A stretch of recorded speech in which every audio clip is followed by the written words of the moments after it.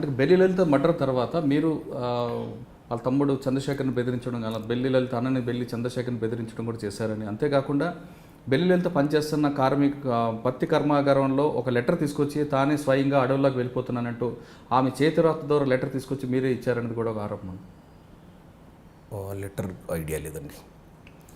But అంటే అంటే బెదిరించడం కాకుండా ఎక్స్ట్రీమిస్టుల వైపు పోతున్న అప్పట్లో ఉన్న ముఖ కరుణాకర్ కానీ బెల్లెల్త కానీ కౌన్సిలింగ్లు ఇచ్చినట్టు ఐడియా ఉంది నాకు.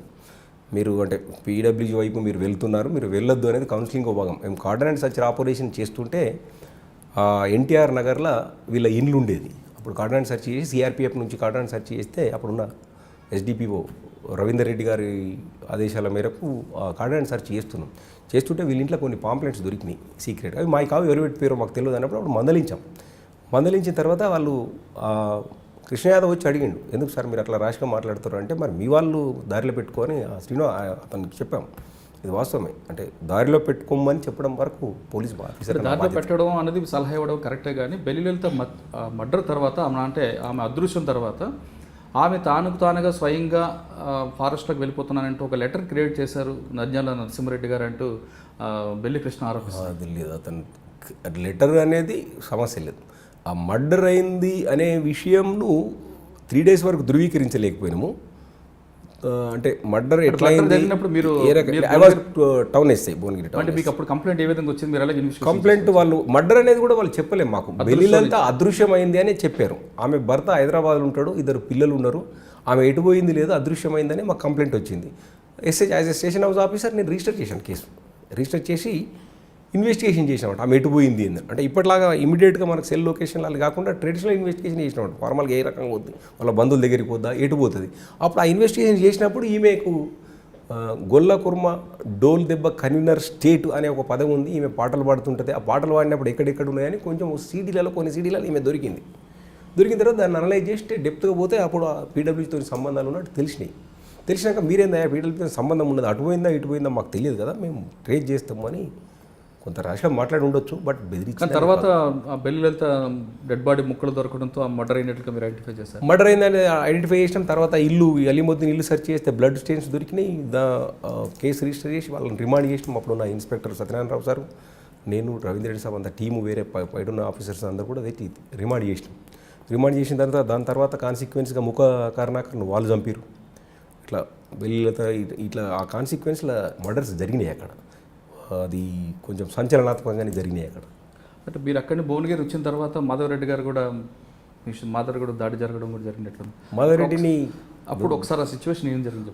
అది భువనగిరి టౌన్ ఎస్ఐగా మాధవరెడ్డి గారి ఏరియాలో ఉండగా మాధవరెడ్డి చనిపోవడం అనేది నా జీవితంలో కాకుండా భువనగిరి ప్రజలుగా తెలంగాణ రాష్ట్రంలో కూడా దురదృష్టమైన సంఘటన అది జరగడం అనేది. అంత మంచి నాయకుడిని కోల్పోవడం తెలంగాణ ప్రజల కూడా బాధపడాల్సిన విషయమే. ఎందుకంటే ఒక మంచి నాయకుడు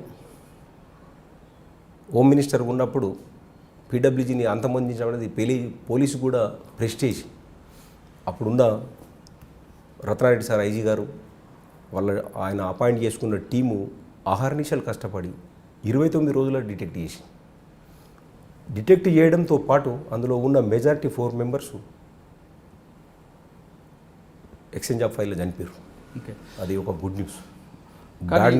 తర్వాత మాధవరెడ్డి గారు హత్య జరిగిన తర్వాత జరిగింది మీరు అన్నట్లు ఎస్ఐబిలో జరిగిన ఐజీ మన రత్నారెడ్డి గారు స్పెషల్ టీంలో ఆ కేసు బ్రేక్ త్రూ తేయడానికి నంద్యాల నరసింహారెడ్డి గారు చాలా కీలకంగా మారారు. ఆ కేసు కమ్యూనికేషన్లో ఆయనే చాలా ఇన్ఫర్మేటివ్ ఇచ్చారు అనేది పోలీసులు చెప్తున్నారు. అంటే దాని కేసు ఒకసారి ఎలా మీరు అంతా బ్రేక్ చేసుకోవాలి అంటే అప్పుడులో కమ్యూనికేషన్ నెట్వర్క్ చాలా తక్కువ ఉండేది. మీరు అన్నట్టు ట్రెడిషనల్ ఇన్వెస్టిగేషన్ కూడా చాలా తక్కువ. ఇన్వెస్టిగేషన్ అనేది ప్రాపర్ ఇన్వెస్టిగేషన్ అప్పుడున్న ఆఫీసర్స్ అందరూ, నా ఉద్దేశంలో అప్పుడున్న ఆఫీసర్స్ టాప్ ఐజీ ర్యాంక్ వరకు, అంటే కింది ర్యాంకు కానిస్టేబుల్ నుంచి అక్కడ ఐజీ ర్యాంక్ వరకు మాధవరెడ్డి గారి మీద ఉన్న ప్రేమతో అందరూ మనసు పెట్టి చేశారు. ప్రతి వాళ్ళు నా వంతు కర్తవ్యం కూడా నేను నెరవేర్చిన అనుకుంటున్నాను. That is the best investigation case. అది నిజంగా పోలీస్ ఆఫీసర్స్కు మంచి పేరు తెచ్చిన కేసు. బట్ మాధవరెడ్డి గారు చనిపోవడం దురదృష్టమైన ఆ కేసు పోలీసు ఇన్వెస్టిగేషన్ చేయడం స్కిల్తో చేసిన. ఒకసారి కేసు గురించి చెప్పండి అసలు. అంటే ఎక్స్చేంజ్ ఆఫ్ ఫైర్ జనరల్గా ఏంటి అంటే అది నేను అంటే డీటెయిల్స్గా అది టీమ్ ఆఫీసర్స్ పెద్ద ఆఫీసర్స్ అందరు చేశారు. అందరి యొక్క కృషి ఫలితంగా వచ్చింది. నాకు తెలిసిన ఫ్యూ వర్డ్స్ ఏంటంటే అప్పుడున్న ఫస్ట్ టైం సెల్ యూజ్ చేయడము, ఆ సెల్కు లోకల్ ఫోన్ల నుంచి కాల్ చేయడము, ఆ టైమింగ్స్ కంపేర్ చేస్తే మాధవరెడ్డి హోమ్ మినిస్టర్ గారు రావడము, వెళ్ళిపోవడము, బ్లాస్ట్ కావడం వరకు కనెక్ట్ చేయడం అనేది ఇప్పుడున్న టెక్నాలజీ అప్పుడు లేదు. అది నిజంగా పోలీస్ ఆఫీసర్స్కు చాలా డిఫికల్ట్ టాస్క్ అది. అంటే మీకు అసలు ఆలోచన ఎందుకు? ఎందుకంటే అప్పుడు జరిగిన ఆఫీసర్లు చాలామంది చెప్తున్నారు మాధవరెడ్డి గారు బ్లాస్ట్ అయిన తర్వాత ఏ టీం చేసిందా అనేది మేము ఐడెంటిఫై చేసుకొని ఆ టీం ఎగ్జిట్ ఎంట్రీ రెండు చూసుకుంటూ వెళ్ళాం. కానీ నంజాల నరసింహారెడ్డి అనే ఒక యంగ్ ఆఫీసర్ దీన్ని కేసు బ్రేక్ త్రూ తేయడానికి ఒక క్లూ ఇచ్చాడు. ఆ క్లూయే మాకు అప్పుడున్న రవీందర్ రెడ్డి సార్ కానీ అక్కడ ఉన్న ఆఫీసర్స్ అందరూ ఒక్కొక్క టీంకి ఒక్కొక్క వర్క్ అప్ చెప్పారు. ఆ వర్క్ ఒక్కొక్క టీంకి ఒక్కొక్క వర్క్ అప్ చెప్పినప్పుడు నాకు అప్ చెప్పిన work as a police officer Bhuvanagiri town వేస్తే భువనగిరిలో వర్కౌట్ చేయమనేది. అంటే మాధవరెడ్డి గారు ఆ రోజు మున్సిపల్ ఎలక్షన్స్ గురించి ప్రచారం చేసింది. సాయంత్రం ప్రచారం అయిపోయిన తర్వాత యాదగిరిగుట్ట దర్శనానికి వెళ్ళింది. దర్శనం చేసిన తర్వాత హైదరాబాద్కు తిరుగు ప్రయాణం జరిగింది. ఏదైతుందో ఇదంతా టౌన్ వేసేగా నాకు ఐడియా ఉంది. దీని మీద అనలైజ్ చేసాం అన్నట్టు. అంటే నేను ఒక పోలీస్ ఆఫీసర్ కూడా నాకు ఎక్స్పీరియన్స్ కానీ, నేను చదువుకున్న స్టడీ కానీ, ఆఫీసర్స్ ఇచ్చిన గైడెన్స్ కానీ, అంటే ఎక్కడైతే అఫెన్స్ జరిగిందో మనం అక్కడే వెతకాలి అనే టైప్లో సెర్చ్ చేయడం వల్ల ఈ కమ్యూనికేషన్ మనకు అప్పుడే దొరికింది. అప్పటికి ఈ సెల్ ఫోన్కు ఈ ఐడి ప్రూఫ్ లేదు. మనం ఈ సెల్ ఫోన్ ఎక్కడ కొరికి ఏంది అదంతా వెరిఫై చేస్తే అసలు జీరో ఉంది అన్నట్టు. అంటే ఎంత ఓపెన్గా ఉంది అనేది అప్పుడు ఆఫీసర్స్ అందరూ డిస్కస్ చేసి దీనికి ఒక ఐడి ప్రూఫ్ పెట్టాలి అదని పెట్టి పెద్ద ఎత్తున స్టేట్ లెవెల్లో తీసుకుంటున్నారు ఇన్ఫర్మేషన్ అది. కాబట్టి అక్కడ ఉన్న టీంలన్నీ సక్సెస్ఫుల్గా వర్క్ చేసినాయి ఆ యొక్క కేసు ఇన్వెస్టిగేషన్. అంటే అందులో ఆపరేషన్ పాల్గొన్న వ్యక్తి మాధవరెడ్డి గారు ప్రతి మూమెంట్ అబ్జర్వ్ చేయడం వల్ల ఈజీగా అయిందంటారు. అంటే ఈ మాధవరెడ్డి గారు వచ్చే మూమెంటు, వెళ్ళిపోయే మూమెంటు, ఆన్ ది వేలో రీచ్ అయ్యే మూమెంటు, మొట్టమొదటి సెల్ను వాళ్ళు యూజ్ చేసారు. ఆ సెల్ యూజ్ చేసి ఆ సెల్ ప్రకారంగా రీచ్ అవుతుండని పాయింట్ చెప్పగలిగారు అన్నట్టు. వాళ్ళు పెట్టగలిగి అక్కడ ఈజీగా బ్లాస్ట్ చేయగలిగారు దాన్ని. అంటే బ్లాస్ట్ చేసిన తర్వాత వాళ్ళు ఎలాగ ఎగ్జిట్ అయ్యారండి అందరు కలిపి? సింపుల్గా బ్లాస్ట్ అయిన తర్వాత వాళ్ళు ఏం చూడలే. అంటే అంత పెద్ద ఎత్తున 3 బకెట్స్ కాబట్టి అది పెద్ద ఎత్తున బ్లాస్ట్ కదా, ఇక బతుకుతారు అనే అవకాశం లేదు. ప్లస్ సార్ ఎంబడున్న ఎస్కాట్ పెద్ద ఎత్తున ఉంటుంది కదా, AK-47తో ఎస్కాట్ ఉంటుంది. వాళ్ళ అది చూసి ఇంకా చేసేది ఏమి ఉండదు. భయంతో వాళ్ళు బ్లాస్ట్ అయింది పైకి లేవగానే వెళ్ళిపోయారు వాళ్ళు అంతే. ఇక అడికి వెళ్ళి దాన్ని వాళ్ళు మళ్ళీ వచ్చి చూసుకొని ఏమైందనే పరిస్థితి ఉండదు వాళ్ళకి, అంత ధైర్యం ఉండదు. అంటే మాధవరెడ్డి గారికి మా బ్లాస్టింగ్ కన్నా ముందు IPS అధికారి ఉమేష్ చంద్ర గారిది ఇష్యూ కూడా జరిగింది. దాని తర్వాత బుడ్డా వెంగళరెడ్డి గారు, IPS ఉమేష్ చంద్ర సారు, మాధవరెడ్డి గారు చంపిన టీం ఒకటే టీం. అది ఒకటే టీం. ఫర్దర్ కొందరు ఆఫీసర్లను కూడా టార్గెట్ చేసిర్రు. బట్ లక్కీలీ పోలీసు బ్రేక్ చేసింది. లేకుంటే ఇంకా పోలీస్ డిపార్ట్మెంట్ కానీ ఇంకా కొంత పొలిటీషియన్స్ కానీ ఇబ్బంది ఉండేది ఆ టీం ఉంటే. ఆ టీం బ్రేక్ ఎలాగైందంటారు? అది ఇక్కడ కుక్కట్పల్లి నుంచి కూడా లీడ్ స్టార్ట్ అయ్యింది అని చెప్తుంటారు. ఇదంతా అంటే ఆపరేషన్లో భాగం అది. అంటే టోటల్ ఆపరేషన్లో భాగం.